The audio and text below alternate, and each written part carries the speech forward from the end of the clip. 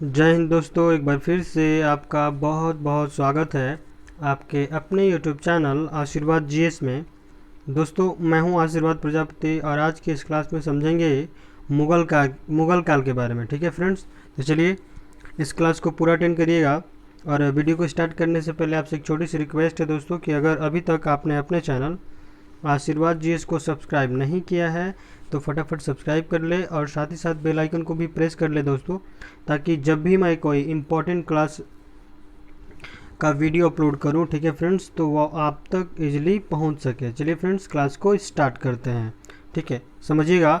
आज हम लोग सीखेंगे मुगल काल के बारे में, जिसका जो टाइम ड्यूरेशन है फ्रेंड्स वो 1526 ईस्वी से लेकर के 1857 ईस्वी तक है। ठीक है, तो समझिएगा, क्लास को पूरा अटेंड करिएगा। हो सकता है कि इसी में से कोई एक या दो प्रश्न आपके एग्जाम्स में पूछे जाएं। ठीक है फ्रेंड्स, तो चलिए क्लास को स्टार्ट करते हैं। क्वेश्चन नंबर पहला है, मुगल वंश का संस्थापक कौन था? ठीक है भाई, तो ऑनेस्टली आप याद रखिएगा, बाबर था। ठीक है ना, कौन थे भाई? तो मुगल वंश का जो संस्थापक था वो बाबर था। ठीक है, चलिए बढ़ते हैं अपने अगले प्रश्न की ओर। कह रहा है कि 1526 ईस्वी में बाबर ने किस वंश के संस्थापक को, ठीक है ना, परास्त कर मुगल साम्राज्य की नींव डाली? तो याद रखिए, लोधी वंश। लोधी वंश के बाद ही, ठीक है ना, लोधी वंश के बाद यानी कि जब बाबर थे मुगल वंश को लोधी वंश को हरा करके ही जो है मुगल साम्राज्य की नींव रखी। ठीक है, चलिए फ्रेंड्स बढ़ते हैं अगले प्रश्न की ओर। काफ़ी पॉपुलेटेड क्वेश्चन है। कह रहा है कि पानीपत का प्रथम युद्ध कब हुआ?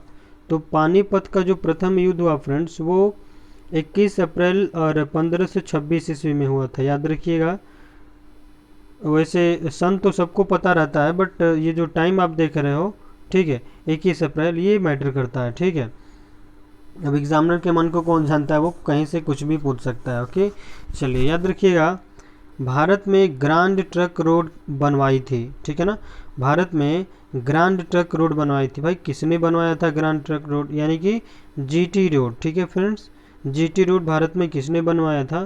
तो नाम याद रखिएगा, शेर शाह सूरी ने बनवाया था। ठीक है, अगला प्रश्न कह रहा है कि गुजरात विजय की यादगार में अकबर ने किसका निर्माण करवाया? तो गुजरात पे जब विजय पाया अकबर ने, तो याद रखिएगा उन्होंने एक स्मृति द्वार बनवा दिया, बुलंद दरवाज़ा। ठीक है ना, अपने फतेह के उपलक्ष्य में बुलंद दरवाज़ा बनाया था। याद रखिएगा। चलिए अगला प्रश्न क्या कह रहा है, आईने अकबरी एक महान ऐतिहासिक कृति किसके द्वारा लिखी गई थी? तो आईने अकबर, याद रखिएगा, एक महान ऐतिहासिक कृति है, रचना है, और ये लिखी गई थी अबुल फजल के द्वारा। ठीक है फ्रेंड्स, तो अबुल फजल के द्वारा ये लिखा गया है। ठीक है, चलिए अगले प्रश्न की ओर बढ़ते हैं। कह रहा है कि 6 अप्रैल, ठीक है ना, 1526 को पानीपत की दूसरी, ठीक है ना, लड़ाई किसके बीच हुई? ठीक है, याद रखिएगा, 56 है, 26 नहीं है भाई। तो 6 अप्रैल 1556 ईस्वी को, 26 में पहले हुई थी, तो पानीपत के बीच जो द्वितीय युद्ध हुआ, ठीक है, वो किसके किसके बीच हुआ? तो अकबर और हेमू, तो अकबर और हेमू के बीच ये यहाँ पे युद्ध हुआ था। ठीक है, second battle of Panipat. Okay, अगला समझिएगा, दीने इलाही नामक नया धर्म किसके द्वारा शुरू किया गया था? तो दीने इलाही नामक नया धर्म किसके द्वारा शुरू किया गया था फ्रेंड्स? तो नाम याद रखिएगा, अकबर के द्वारा ये नया धर्म स्टार्ट किया गया था। ओके, मुगल काल में। अगला प्रश्न बनता है कि प्रसिद्ध मुस्लिम शासिका चांद बीबी, ठीक है, नाम याद रखिएगा फ्रेंड्स, प्रसिद्ध मुस्लिम शासिका चांद बीबी, जिसने बाबर को, ठीक है ना, अकबर को सौंपा, बरार को अकबर को सौंपा, माफ़ कीजिएगा, बरार को अकबर को सौंपा, किस राज्य से संबंधित थी?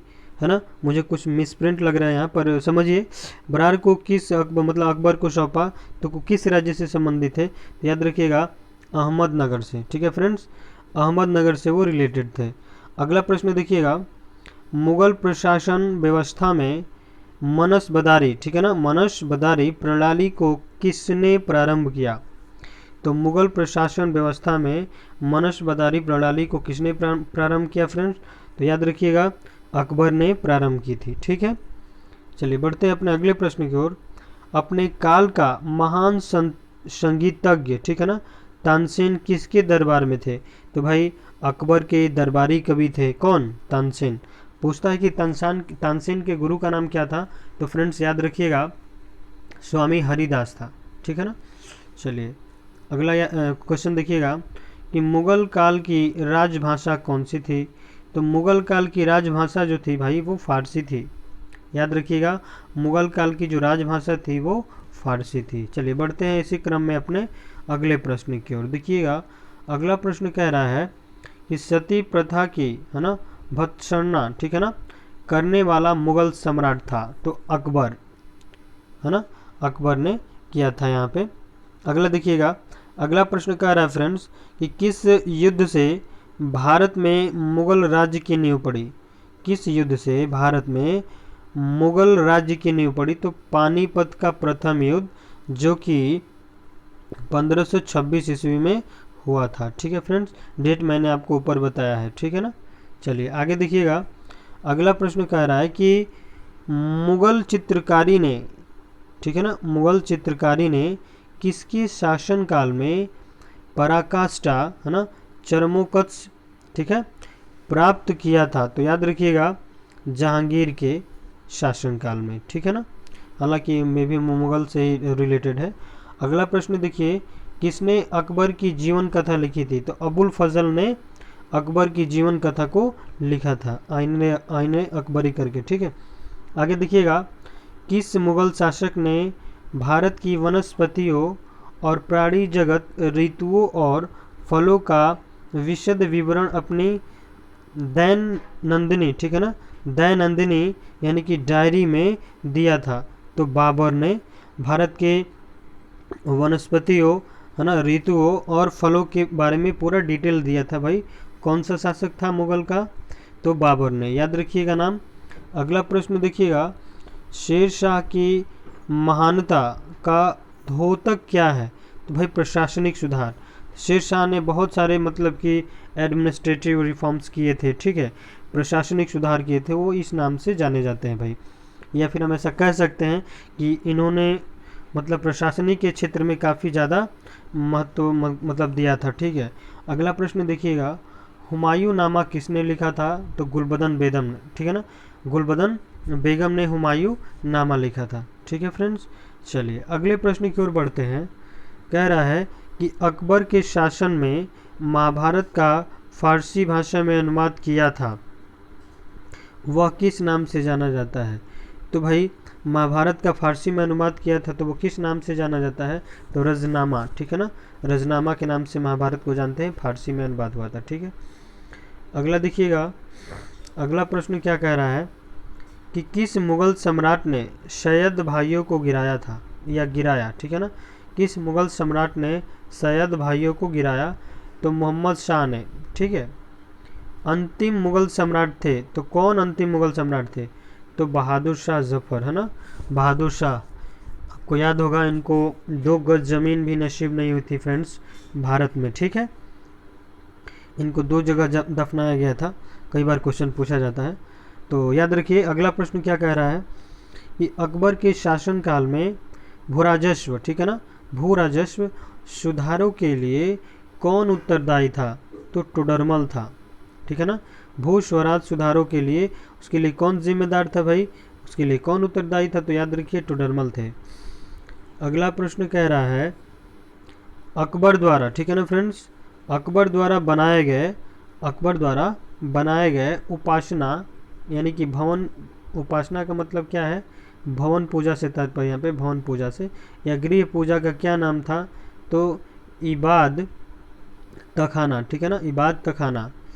सुप्रसिद्ध संगीतज्ञ, ठीक है ना, तानसेन के बैजू बावरा किसके शासन में सुविख्यात थे? काफ़ी ज़्यादा प्रचलन में थे, काफ़ी ज़्यादा विचलित थे ये, माफ़ कीजिए प्रचलित थे, तो वो अकबर के शासनकाल में, ठीक है फ्रेंड्स। अगला प्रश्न कह रहा है कि रामचरितमानस के लेखक तुलसीदास, ठीक है ना, रामचरितमानस के लेखक तुलसीदास किसके शासनकाल से संबंधित है? तो अकबर के शासनकाल से संबंधित है। अगला प्रश्न देखिएगा फ्रेंड्स, बाबर मूल रूप से कहाँ का शासक था? जैसे कि ये मेजरली पूछ रहा है भाई कि जो बाबर थे वो मूल रूप से कहाँ के शासक थे, तो फरगना के, ठीक है ना, फरगना के ये मुख्य रूप से शासक थे। कौन? तो बाबर, याद रखिएगा फ्रेंड्स, बाबर। ओके, चलिए अपने बढ़ते हैं अगले प्रश्न की ओर।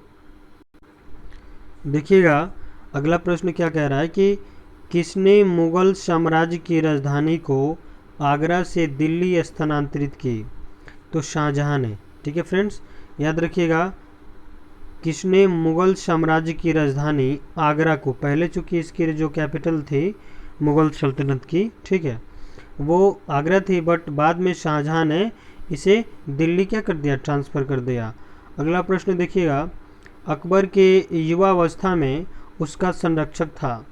तो अकबर के युवा अवस्था में उसका संरक्षण जो था वो बैरम खां था। ठीक है, अगला प्रश्न की ओर बढ़ते हैं, किस स्थान पर नादिर शाह, ठीक है ना, ने चढ़ाई नहीं की थी? तो कन्नौज पे। ठीक है फ्रेंड्स, कन्नौज पे इन्होंने कोई तानाशाही वगैरह नहीं दिखाई थी। अगला प्रश्न कह रहा है कि किसने ऐसे बाग बगीचे जिसमें बहता पानी हो के निर्माण की परंपरा की शुरुआत की? कहने का तात्पर्य यह फ्रेंड्स इस प्रश्न का कि ऐसे बाग बगीचे या फुलवारी की नींव किसने रखी, है ना, किसने निर्माण कराया सबसे पहले कि जी बाग बगीचे में बहता पानी भी हो? ठीक है, तो याद रखिए बाबर ने। ठीक है फ्रेंड्स, बाबर ने ऐसी चीज़ों की निर्माण की या फिर नींव रखी।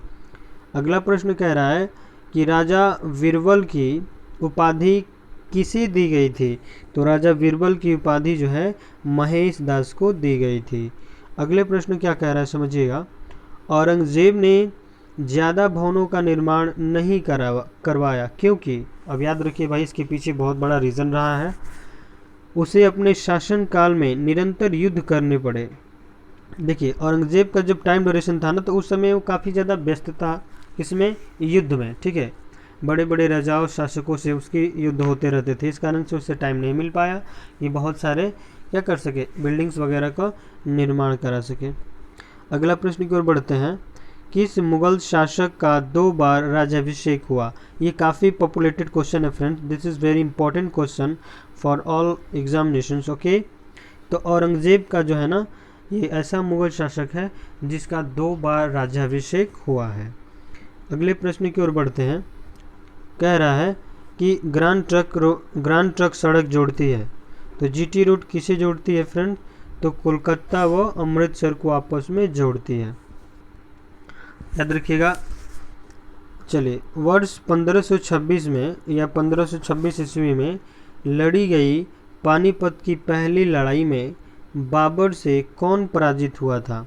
यानी कि बाबर तो जीत गया लेकिन हरा कौन? तो इब्राहिम लोदी, जो कि लोदी वंश का शासक था। ठीक है फ्रेंड्स, तो याद रखिएगा। अगला प्रश्न कह रहा है, शेर शाह सूरी का मकबरा कहाँ स्थित है? सासाराम में। तो भारत के बिहार राज्य में सासाराम नामक स्थान है, वहाँ पे किसका मकबरा स्थित है? तो शेर शाह सूरी का मकबरा स्थित है। ठीक है फ्रेंड्स, चलिए बढ़ते हैं अपने अगले प्रश्न की ओर। इसी क्रम में कह रहा है कि अकबर का राज्याभिषेक कहाँ हुआ था? तो अकबर का राज्याभिषेक जो हुआ था कालानौर में हुआ था। अगला प्रश्न कह रहा है, गुरु अर्जुन देव समकालीन थे। तो गुरु अर्जुन देव जो थे सिखों के गुरु, वो जो थे भाई वो जहांगीर के समकालीन थे। चलिए आगे देखते हैं, किस राजपूत वंश ने अकबर के सामने समर्पण नहीं किया? तो याद रखिए सिसोदिया वंश ने। सिसोदिया वंश एक ऐसा वंश था फ्रेंड्स, है ना, जो राजपूत से बिलोंग करता था, और वो मात्र एक ऐसा वंश था जो अकबर के सामने घुटने नहीं टेके। ठीक है, चलिए बढ़ते हैं इसी क्रम में अगले प्रश्न की ओर। कह रहा है कि किस मुगल शासक को आलमगीर कहा जाता है? तो औरंगजेब को हम आलमगीर के नाम से भी जानते हैं। चलिए अगला प्रश्न देखिएगा, कह रहे कि सम्राट अकबर द्वारा किसको जरी कलम की उपाधि से अलंकृत किया गया था? जरी कलम, याद रखिएगा फ्रेंड्स, जरी कलम की उपाधि से अलंकृत किया गया तो मोहम्मद हुसैन को। मोहम्मद हुसैन एकमात्र ऐसे शासक थे जिसे अकबर ने जरी कलम की उपाधि से अलंकृत किया। ठीक है, चलिए अगला प्रश्न देखते हैं भाई, बाबर ने पहली बार पश्चिम से कहाँ होकर भारत में प्रवेश किया था? तो देखिए पश्चिम दिशा आपको पता ही है, है ना, गुजरात और पंजाब का एरिया, राजस्थान वगैरह। तो बाबर ने फर्स्ट टाइम यहीं से यानी कि पंजाब के राज्य से ही भारत में प्रवेश किया। ठीक है। हल्दी घाटी का युद्ध कब लड़ा गया? तो भाई हल्दी घाटी का जो युद्ध लड़ा गया फ्रेंड्स, वो लड़ा गया था 1576 ईस्वी में। ठीक है। चलिए, 56 नहीं है, ठीक है, 76 है, याद रखिएगा, 76। आगे कह रहा है कि फैज़ी किसके दरबार में रहा? तो फैज़ी किसके दरबार में रहा था भाई? तो अकबर के दरबार में। किसके समय में मलिक मोहम्मद जायसी ने पद्मावती की रचना की? याद रखिए, किसके समय में मलिक मोहम्मद जायसी ने पद्मावत की रचना की थी? तो शेर शाह के शासनकाल में। ठीक है ना। आगे देखिएगा, किसने चौसा की लड़ाई, है ना, यानी कि 1539 में जो चौसा की लड़ाई हुई थी फ्रेंड्स, वो उसमें हुमायूं को पराजित किया था? तो याद रखिएगा, चौसा की लड़ाई में यानी 1539 चौसा की लड़ाई में हुमायूं को पराजित किया था। ठीक है। किसने? तो शेर शाह ने। ठीक है, शेर शाह सूरी। ओके, चलिए अगले प्रश्न की ओर बढ़ते हैं फ्रेंड्स। शेर शाह सूरी आगे कह रहा है कि हुमायूं का मकबरा कहाँ स्थित है? तो दिल्ली में स्थित है। देखिए, हमने बताया सासाराम में किसका स्थित है? कमेंट में ज़रूर बताएं भाई, आप ऊपर पढ़े थे, भूलिए नहीं। ठीक है। तो दिल्ली में जो है हुमायूं का मकबरा स्थित है। किस मुगल शासक ने 2 बार शासन किया? किस मुगल शासक ने 2 बार शासन किया? हुमायूं ने। ठीक है फ्रेंड्स। भारत में बीबी का मकबरा कहाँ स्थित है? तो भारत में बीबी का मकबरा औरंगाबाद में स्थित है। ठीक है फ्रेंड्स। चलिए अगले प्रश्न की ओर बढ़ते हैं। फतेहपुर सीकरी स्थित लाल पत्थर से निर्मित शेख सलीम चिश्ती के मकबरे को किसने संगमरमर का करवाया? याद रखिए, काफ़ी इंपॉर्टेंट प्रश्न बनता है आपके प्रश्न, आपकी जो है परीक्षा की दृष्टिकोण से। ठीक है फ्रेंड्स। तो फतेहपुर सीकरी स्थित लाल पत्थर से निर्मित शेख सलीम चिश्ती के मकबरे को किसने संगमरमर का करवाया? नाम याद रखिएगा फ्रेंड्स, जहांगीर ने। ठीक है, जहांगीर ने उसे रिपेयर कर संगमरमर से बनवाया था। अगला प्रश्न कह रहा है, किस मुगल शासक को पहले आगरा में दफनाया गया, बाद में उसी एक अफगान विधवा शव को, ठीक है ना, विधवा शव को काबुल ले गई और वहीं एक बाग में दफनाया? बाबर को। ठीक है फ्रेंड्स। तो याद रखिएगा, किस मुगल शासक को पहले आगरा में दफनाया गया, उसके बाद में अफगान विधवा द्वारा उसे काबुल ले जाया गया अफगानिस्तान, और फिर से उसे एक बाग में दफनाया गया। तो वो बाबर थे। ठीक है। किस युद्ध को जीतने के बाद शेर शाह ने दिल्ली में अफगान सत्ता की स्थापना की? तो भाई बिलग्राम का युद्ध हुआ था। ठीक है, बिलग्राम का युद्ध। अगला प्रश्न कह रहा है, शाहजहां ने किस शहर में मोती मस्जिद बनवाई थी? तो शाहजहां ने आगरा में ही मोती मस्जिद का निर्माण करवाया था। अगला प्रश्न कह रहा है फ्रेंड्स कि किस मुगल बादशाह ने जजिया नामक कर पुनः लगाया? देखिए, क्वेश्चन ये भी पूछता है कि किसने हटाया, और क्वेश्चन ये भी पूछता है कि किसने लगाया। ठीक है। तो देखिए, दोबारा से लागू किसने कर दिया? औरंगजेब ने इसे लागू कर दिया था फिर से। अगला प्रश्न क्या कह रहा है, अकबर के शासनकाल में अमल गुलजार, ठीक है ना, अमल गुलजार जो है नामक अधिकारी कार्य था। तो अधिकारी का कार्य था, तो याद रखिएगा, भूमि राजस्व का मूल्यांकन और संग्रह करना, ये उस समय का एक प्रकार का अधिकारी का कार्य होता था। ठीक है। चलिए बढ़ते हैं अपने अगले प्रश्न की ओर। कह रहे कि शिवाजी ने मुगलों को किस संधि के द्वारा किलों को हस्तांतरित किया? ठीक है, तो पुरंदर की संधि के द्वारा हस्तांतरित। ठीक है। अगला प्रश्न देखिएगा, मुगल प्रशासन में मुहतसिब था, क्या था भाई? तो लोक आचरण अधिकारी था उस समय में। ठीक है। चलिए अगले प्रश्न की ओर बढ़ते हैं। देखिए, अगला प्रश्न कह रहा है कि किस वर्ष वैसाखी के दिन 13 अप्रैल को गुरु गोविंद सिंह ने खालसा पंथ की नींव रखी? तो खालसा पंथ की नींव जो रखी वो याद रखिएगा 1699 ईस्वी में। ठीक है, 1699 ईस्वी में गुरु गोविंद सिंह ने खालसा पंथ की नींव रखी थी। ठीक है। चलिए बढ़ते हैं अपने अगले प्रश्न की ओर। कह रहे कि कौन सा मुगल बादशाह पहले तो अंग्रेज़ों का कैदी रहा और बाद में जीवन प्रयत्न मराठों का पेंशन भोगी रहा? तो याद रखिएगा शाह आलम। ये मात्र एक ऐसा मुगल बादशाह था जो कैदी रहा अंग्रेज़ों का और बाद में जीवन प्रयत्न के मराठों का पेंशन भोगी भी रहा था। तो ये प्रश्न पूछे जाते हैं अक्सर आपके एग्जाम्स में, तो आप इसे याद रखेंगे। ठीक है फ्रेंड्स, चलिए बढ़ते हैं अपने अगले प्रश्न की ओर। कह रहा है कि दक्षिण में किसके शासन में मुगल साम्राज्य तमिल राज्य क्षेत्र तक फैला? तो औरंगजेब के शासनकाल में। अगला प्रश्न कह रहा है कि मुगल काल में किस बंदरगाह को बाबुल मक्का यानी कि मक्का द्वारका कहा जाता था? ठीक है, तो सूरत को। याद रखिएगा सूरत को हम मक्का द्वार या बाबुल मक्का के नाम से भी जानते हैं।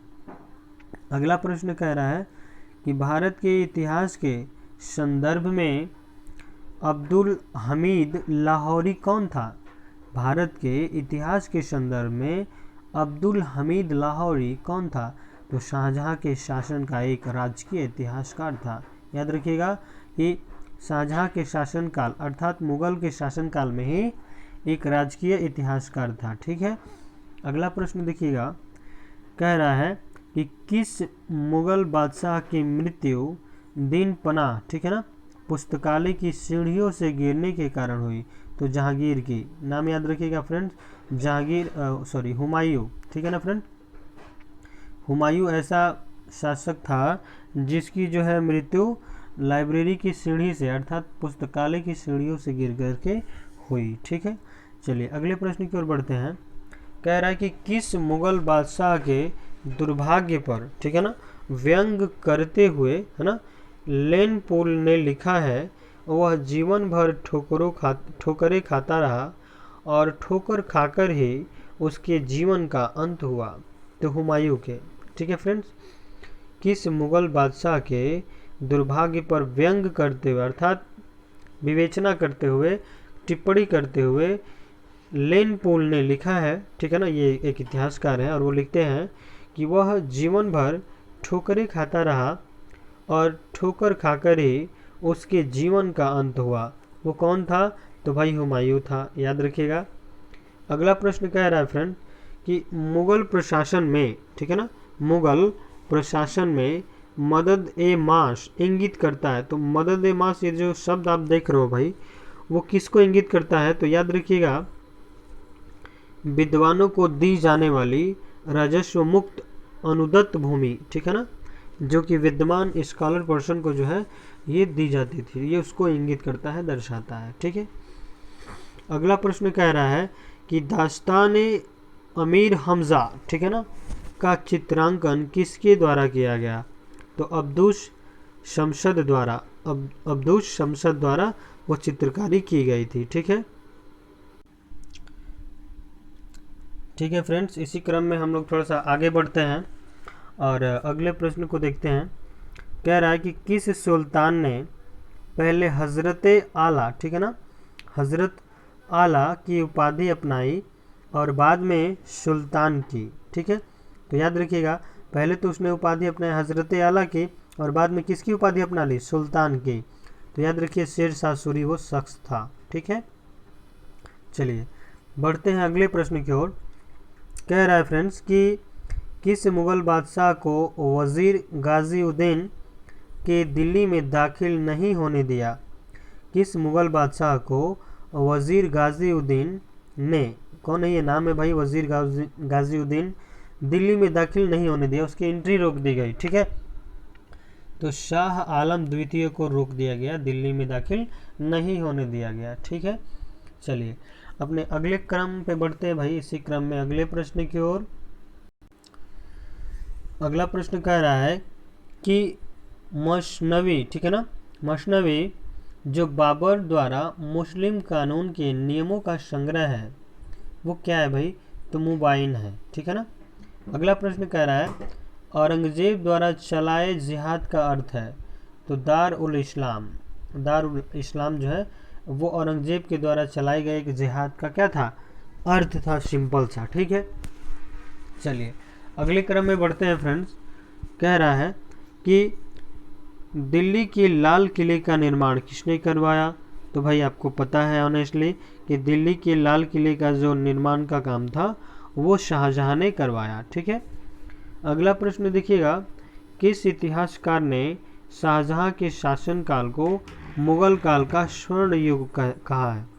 किस इतिहासकार ने शाहजहां के शासनकाल को, है ना, शाहजहां के शासनकाल को मुगल काल का या मुगल का जो है स्वर्ण युग कहा है? तो नाम याद रखिएगा, A.L. श्रीवास्तव ऐसे इतिहासकार थे जो मुगल काल के, है ना, शाहजहां के जो काल निकला समय जो था उसको जो है स्वर्ण युग कहा है। ठीक है, अब जरा सोचिए कि ऐसा उन्होंने क्या सोच के कहा, क्या बहुत सारी इमारतें बनवाई इसलिए, है ना, जरा आप कमेंट सेक्शन में लिखें। चलिए अगला प्रश्न कह रहा है, पटना को प्रांतीय राजधानी बनाया था किसने? शेरशाह ने। अगला कह रहा है फ्रेंड्स प्रश्न कि मयूर सिंहासन अर्थात तख्ते ताऊश पर बैठने वाला अंतिम मुगल बादशाह कौन था? तो नाम याद रखिएगा, मोहम्मद शाह, जिसे हम रंगीला के नाम से भी जानते हैं। ठीक है फ्रेंड्स, चलिए अगला प्रश्न कह रहा है कि किसमें हिंद तथा ईरानी वास्तुकला का सर्वप्रथम समन्वय देखने को मिलता है? ठीक है, तो शेर शाह के मकबरे में। ठीक है, अगला कह रहा है प्रश्न कि शेर शाह के बचपन का नाम था। तो भाई शेर शाह के बचपन का नाम फरीद खां था, याद रखिएगा नाम फरीद खां। अगला प्रश्न कह रहा है फ्रेंड्स कि शेर शाह को उसके पिता हसन खां, नाम भी पूछ सकता है भाई, नाम याद रखिएगा कि शेर शाह के पिता का नाम क्या था? तो हसन खां था। ठीक है, शेर शाह को उसके पिता हसन खां ने एक जागीर के प्रबंध के रूप में नियुक्त किया था, वह जागीर थी सासाराम। ठीक है, बिहार में जैसा कि मैंने बताया, तो सासाराम जो था वो किसके अंडर में था? तो वो शेर शाह के अंडर में था। उसके पिता हसन खां ने उसे प्रबंधन के रूप में नियुक्त किया था वहाँ पे। ठीक है, प्रबंधक के रूप में। ओके, मैनेज करने का काम वही करता था शेर शाह। अगला प्रश्न कह रहा है फ्रेंड्स कि पानीपत के युद्ध में बाबर की जीत का मुख्य कारण क्या था? तो सैन्य की कुशलता थी, उसकी सैन्य की कुशलता थी, इसलिए बाबर क्या हो गया? जीत गया पानीपत के युद्ध में। अगला प्रश्न देखिएगा, कह रहा है कि ज़ाब्ती प्रणाली, ठीक है ना, ज़ाब्ती प्रणाली किसकी उपज थी? तो शेर शाह की थी, याद रखिए। जवाबती, है ना, जवाबित का संबंध किससे था? तो जवाबित का संबंध किससे था फ्रेंड्स? तो याद रखिएगा राज्य कानून से था। अगला प्रश्न देखिएगा, ईरान के शाह और मुगल शासकों के बीच झगड़े की जड़ क्या थी? तो कंधार थी, पाकिस्तान का कंधार। याद रखिएगा, ईरान के शाह और मुगल शासकों के बीच झगड़े की जड़ क्या थी? तो कंधार था। अगला याद रखिएगा, मुमताज़ महल का असली नाम क्या था? तो मुमताज़ महल का असली नाम जो था फ्रेंड्स वो था अर्जुमंद बानो बेगम। ठीक है, अर्जुमंद बानो बेगम। किस मुगल बादशाह को जिंदा पीर कहा जाता है? जिंदा पीर किसे कहा जाता है भाई? तो औरंगजेब एकमात्र ऐसे शासक थे मुगल के, ऐसे बादशाह जिन्हें कहा जाता है जिंदा पीर। ठीक है, अपने अगले प्रश्न की ओर बढ़ते हैं। कह रहे कि अकबर द्वारा बनाई गई कौन सी इमारत का नक्शा बौद्ध विहार की तरह है? पंचमहल। ठीक है, इसका जो पंचमहल का जो नक्शा है फ्रेंड्स, मैप है ना, स्ट्रक्चर की बात करें, अकबर द्वारा जो बनवाई गई थी वो बौद्ध विहार की तरह एकदम मैच करता है। चलिए अगले प्रश्न की ओर बढ़ते हैं फ्रेंड्स। देखिए अगला प्रश्न क्या कह रहा है। अगला प्रश्न कह रहा है फ्रेंड्स कि अंतिम मुगल बादशाह बहादुर शाह जफर था, उनके पिता का नाम क्या था? याद रखिए अकबर शाह।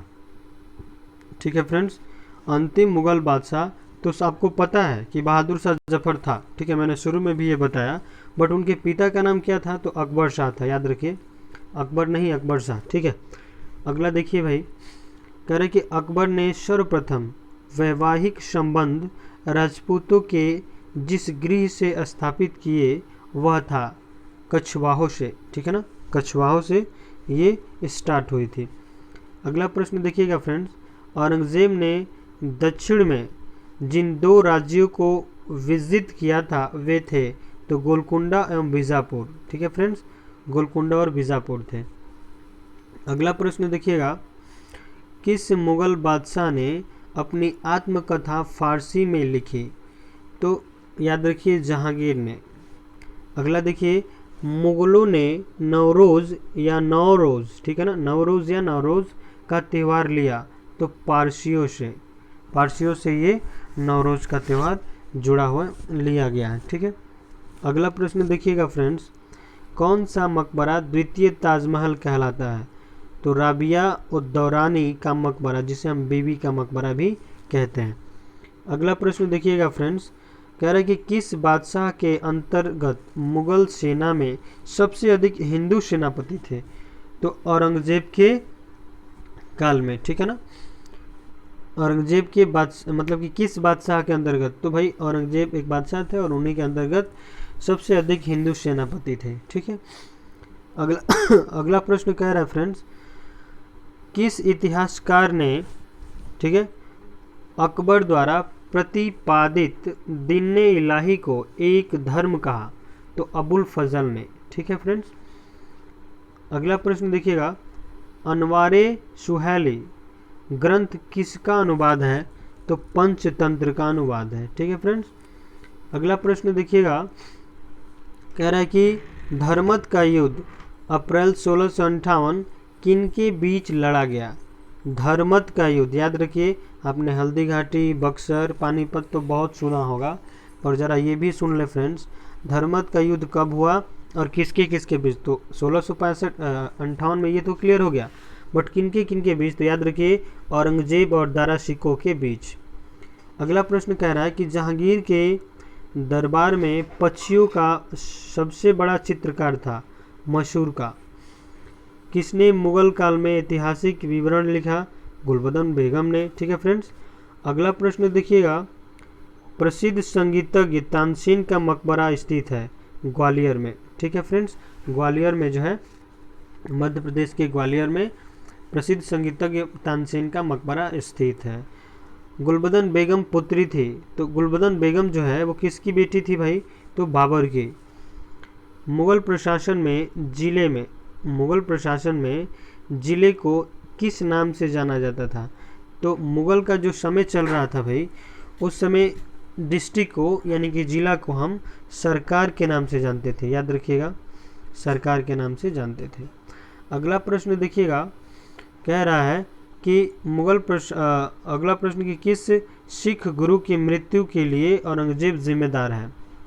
किस सिख गुरु की मृत्यु के लिए औरंगजेब जिम्मेदार है? तो भाई गुरु तेग बहादुर, ठीक है ना, गुरु तेग बहादुर के लिए जो है, उसकी मृत्यु के लिए औरंगजेब जो है मुगल शासन का ये जिम्मेदार है पूरी तरीके से, ठीक है फ्रेंड्स। चलिए अगले प्रश्न की ओर बढ़ते हैं। भारत के मुगल शासक बनने पर जहरुद्दीन मोहम्मद ने क्या नाम रखा? बाबर, ठीक है। भारत के मुगल शासक बनने पर, ठीक है ना, अपना नाम क्या रखा? जहरुद्दीन मोहम्मद ने क्या नाम रखा? बाबर, ठीक है। अगला देखिएगा, कह रहा है कि अकबर के काल में महाभारत का फारसी अनुवाद किसके निर्देश में हुआ? वह कौन है? तो फैजी, उसी के आदेश पे हुआ। दिल्ली की प्रसिद्ध जामा मस्जिद का निर्माण किसने किया? शाहजहां ने, ठीक है फ्रेंड्स। दिल्ली की प्रसिद्ध जो जामा मस्जिद है, ठीक है, उसका निर्माण किसने किया? तो शाहजहां ने। अगला प्रश्न कह रहा है कि किस मुसलमान विद्वान का हिंदी साहित्य के लिए सबसे महत्वपूर्ण योगदान है? तो नाम याद रखिए भाई, अब्दुल रहीम खाने खाना, ठीक है। अब्दुल रहीम खाने खाना का काफ़ी महत्वपूर्ण योगदान रहा है, ठीक है, हिंदी साहित्य को लेकर के। अगला प्रश्न कह रहा है, अकबर द्वारा बनाई गई श्रेष्ठतम इमारतें पाई जाती हैं? तो अकबर के द्वारा जो ज़्यादातर और उच्च क्वालिटी के, उच्च स्तर के जो बिल्डिंग्स बनाई गई हैं, वो आपको फतेहपुर सीकरी में देखने को मिल सकती है, ठीक है। चलिए बढ़ते हैं अगले प्रश्न की ओर। हल्दी घाटी युद्ध जो 1576 ईस्वी में लड़ा गया के पीछे अकबर का मुख्य उद्देश्य क्या था? तो राणा प्रताप को अपने अधीन लाना। हालांकि वो आए नहीं, ठीक है, राणा प्रताप वो चाहते थे कि अपनी अधीन लाए, ठीक है, हल्दी घाटी के युद्ध में अकबर, बट ऐसा हुआ नहीं, ठीक है। चलिए अगला देखिए फ्रेंड, अगला क्वेश्चन है, मुगल सम्राट अकबर के समय का प्रसिद्ध चित्रकार था दशवंत, ठीक है फ्रेंड्स। शेरशाह ने अशरफी यानी कि रुपया दाम नामक नए सिक्के चलवाए, वे जिन धातुओं से बने होते थे वे हैं। तो देखिए शेरशाह ने अशरफी, आपने नाम सुना होगा अशरफियाँ, ठीक है, तो उसे हम भाई उस समय में अशरफियों के नाम से जानते थे, अशरफी, ठीक है। उसे रुपया दाम आदि नामों से भी हम जानते हैं। वो किस चीज़ से मिल के बने होते थे, तो याद रखिएगा सोना, चांदी, तांबा, ठीक है। बताइए सोने के पैसे हुआ करते थे, कितना खूबसूरत वो समय रहा होगा और कितना बेहतरीन वो चीज़ें चल रही होंगी, ठीक है। अब आप ज़रा कमेंट सेक्शन में बताइए कितनी बेहतरीन है, ठीक है। अगला प्रश्न कह रहा है फ्रेंड्स कि अकबर के शासनकाल में पुनर्गठित केंद्रिक, ठीक है ना, प्रशासन तंत्र के अंतर्गत सैनिक भाग का प्रमुख था। तो सैनिक भाग का प्रमुख क्या था भाई, तो मीर, नाम याद रखिए मीर बख्शी, ठीक है।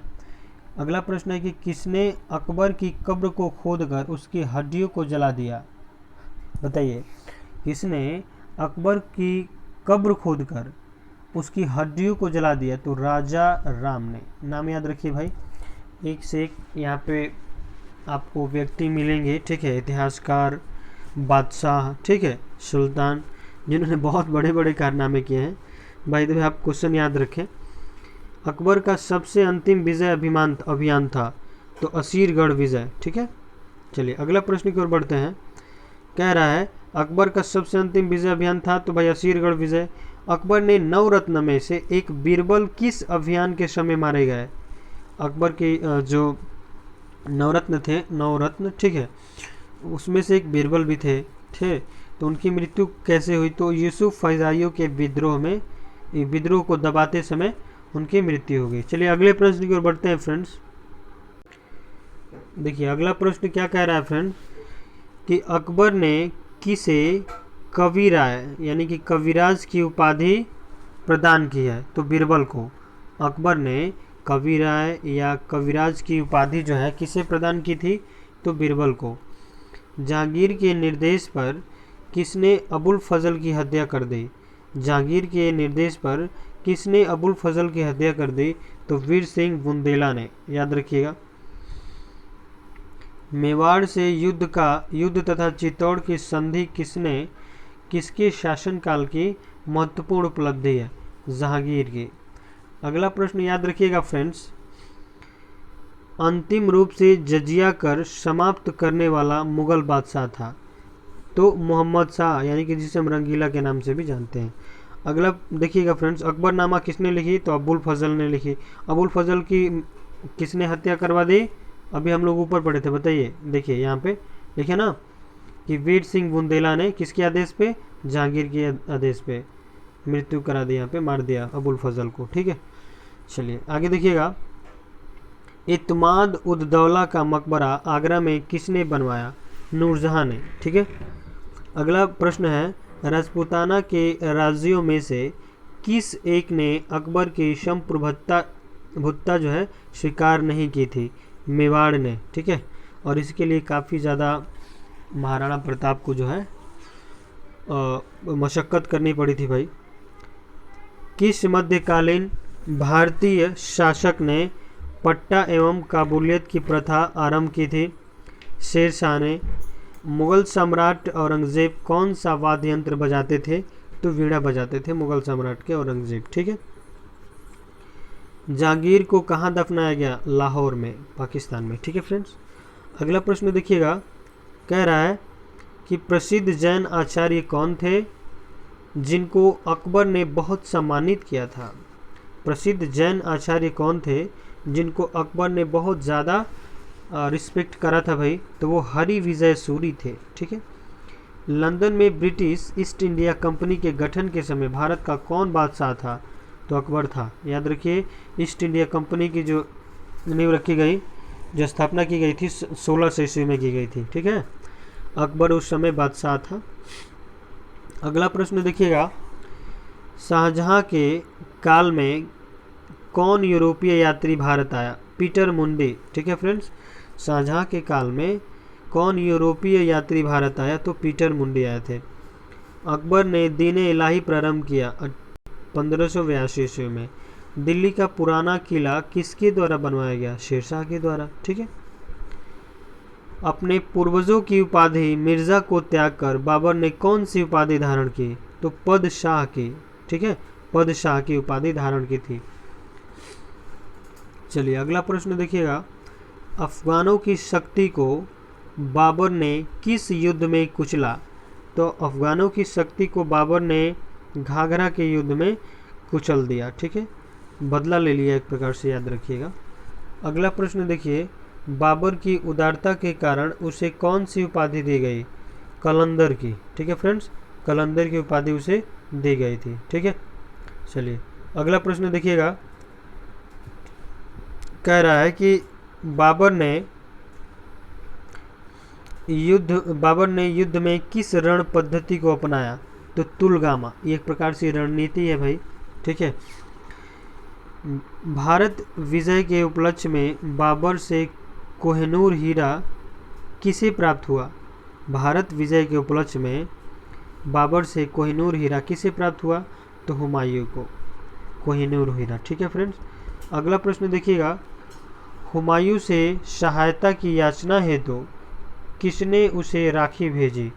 तो याद रखिए, हुमायूं से सहायता की याचना हेतु राजमाता है ना कर्णवती चित्तौड़ से जो संबंध रखती थी वो राखी भेजी, और तभी से फ्रेंड्स हमारे भारत देश में राखी का त्यौहार मनाया जाने लगा। ठीक है, ये काफ़ी इम्पोर्टेंट प्रश्न है।